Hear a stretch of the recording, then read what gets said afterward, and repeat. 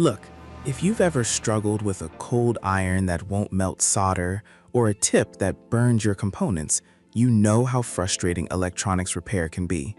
I'm tired of seeing people buy cheap sticks that break in a week.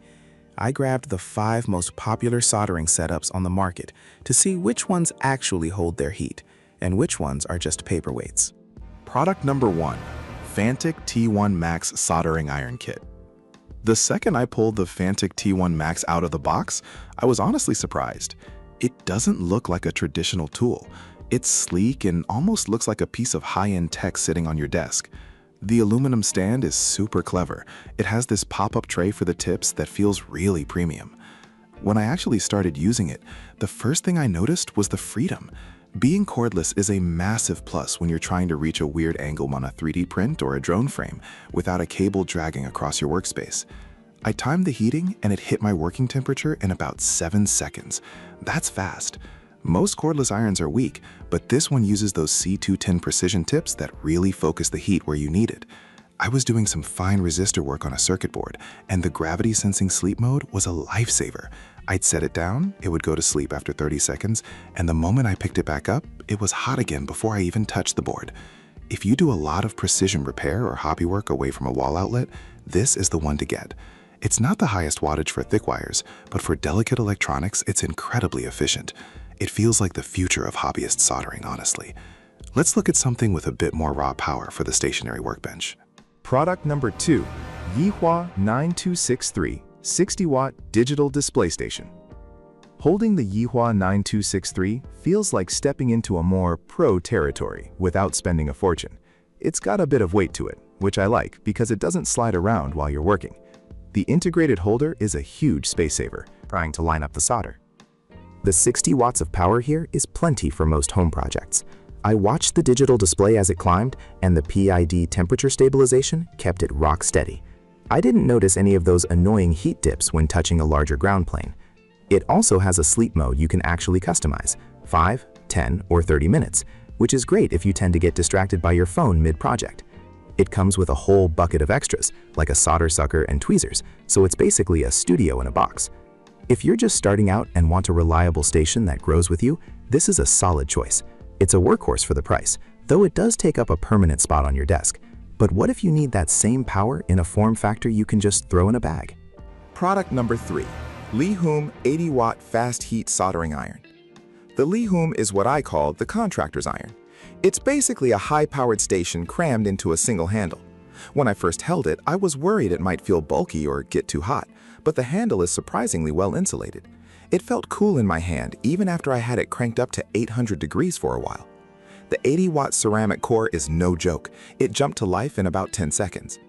During my testing, I used this for some heavier-duty household repairs, fixing a broken appliance wire and some jewelry welding. The LCD screen is bright and clear, which I love because I hate guessing if my iron is actually ready. One feature that really stood out was the temperature memory. I turned it off, came back an hour later, and it went right back to my previous setting without me having to fiddle with the buttons. It's incredibly portable since there's no bulky base unit to lug around. If you're a beginner or someone who needs a plug-and-play tool for a household toolbox, this is definitely the sweet spot. It gives you that digital precision without the footprint of a full station. Now, for the people who spend hours every day at the bench, we need to talk about build materials. Product number 4, YIHUA 939D Plus Digital Soldering Station. The YIHUA 939D Plus is a different beast entirely. When I put this on my bench, the first thing I noticed was the brushed aluminum front panel. It feels industrial. Unlike the plastic faces on cheaper stations, this won't get those ugly melt marks if you accidentally graze it with the iron. It's got a separate, heavy metal alloy stand that you can move around to wherever it's comfortable for your workflow. It feels like a tool built for a professional shop. In action, the 75-watt equivalent power delivery is incredibly smooth. I tested it on some multi-layer boards that usually soak up heat fast, and it didn't flinch. The high-precision PID program is the secret sauce here. It constantly corrects the temp, so the tip stays exactly where you set it. It's so reliable that I could see myself using this for a 10-hour shift without worrying about it giving up. You can swap between Fahrenheit and Celsius with a quick button press, and the knob feels very satisfying to turn.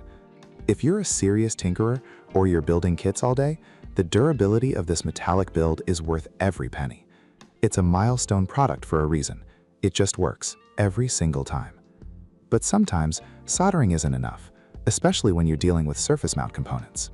Product number 5. YIHUA 8786DI 2-in-1 Rework Station. The YIHUA 8786DI is the big daddy of the group. When I cleared space for this on my bench, I realized it's actually 2 tools in one. You've got your standard soldering iron on one side and a hot air rework gun on the other. It's a bit of a beast, but it's the ultimate setup for anyone doing serious motherboard repair or working with those tiny SMD parts that a regular iron can't touch. I put the hot air gun to the test trying to remove a multi-pin chip, and the safety features really impressed me. If the fan fails or the air stops for some reason, it automatically cuts power so you don't start a fire.